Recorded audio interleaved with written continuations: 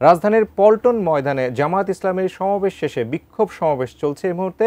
সেখানে রয়েছেন সহকর্মী সোহাগ বিশেষ, আমরা তার সঙ্গে যুক্ত হচ্ছি। সোহাগ, আমরা সকাল থেকেই দেখছিলাম জামাতের বিভিন্ন রকমের কার্যক্রম এবং সমাবেশ শেষে এই মুহূর্তে বিক্ষোভ সমাবেশ চলছে। কি আছে আপনার কাছে জানাবেন? শুরু হওয়া এই বিক্ষোভ মিছিলটি শাহবাগ গিয়ে শেষ হবে। এই বিক্ষোভ মিছিলের আগে তারা একটি সংক্ষিপ্ত বিক্ষোভ সমাবেশ করেছে, যেই সমাবেশে প্রধান অতিথির বক্তব্য রেখেছে জামাত ইসলামের কেন্দ্রীয় সেক্রেটারি জেনারেল মিয়া গোলাম পরোয়ার। তিনি এই বক্তব্যের মধ্য দিয়ে সামগ্রিক যে গত এক বছর, সেই এক বছরের চিত্র তুলে ধরেছেন। একই সাথে তিনি বলেছেন জুলাই ঘোষণাপত্রে কোনোভাবে যদি সেটি আইনি ভিত্তি না পায় তাহলে জামায়াত ইসলাম মানবে না। এবং মিয়া গোলাম পরোয়ার তার বক্তব্যে বলেছে আগামী জাতীয় নির্বাচনের আগে স্থানীয় নির্বাচন দিতে হবে, মৌলিক সংস্কার শেষে তারপরে নির্বাচন করতে হবে। মৌলিক সংস্কারের আগে কোনো নির্বাচন হলে সেটি জামাত ইসলাম মানবে না, স্পষ্ট করে তিনি বলেছেন। এছাড়াও প্রধান উপদেষ্টা প্রফেসর মোহাম্মদ ইউনূসকে উদ্দেশ্য করে তিনি বলেছেন যদি এই ঘোষণাপত্রে তারা যে ঐক্যমত্যে এসে পৌঁছেছেন কিংবা ঘোষণাপত্রটি যদি সামগ্রিকভাবে না হয় তাহলে জামাত ইসলাম কঠোর আন্দোলনে নামবে, সেটি তারা বলছেন।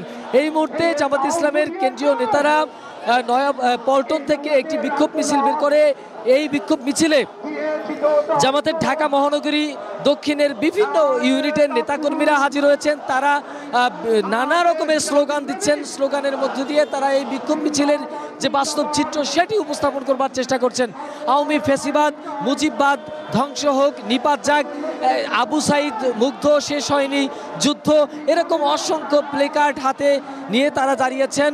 এবং জামাত সহ এখানে কেন্দ্রীয় নেতারা যারা বক্তব্য রেখেছেন তারা একটি কথাই বলেছেন, এই গণহত্যার সাথে যারা জড়িত ছিলেন তাদের সকলের বিচার না হোক, অন্তত পক্ষে যারা খুব বেশি অপরাধ করেছেন, কঠিনতম মানবতা বিরোধী অপরাধ করেছে, তাদের বিচারের আওতায় আনতে হবে। তাদের বিচারের আগে কোনো নির্বাচন মানবে না জামাত ইসলাম।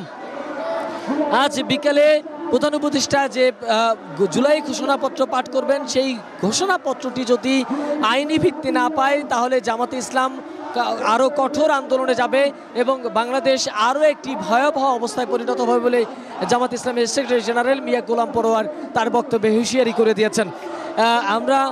আমরা আসলে অনেকক্ষণ ধরেই আপনাকে দেখাবার চেষ্টা করছি জামাত ইসলাম কিন্তু নানাভাবে এই বিক্ষোভ মিছিলে তারা সামিল হয়েছে। এই বিক্ষোভ মিছিল থেকে তারা আসলে নানাভাবে এই বিক্ষোভ মিছিল থেকে তাদের যে দাবি, সেই দাবিগুলো উপস্থাপন করবার চেষ্টা করছে।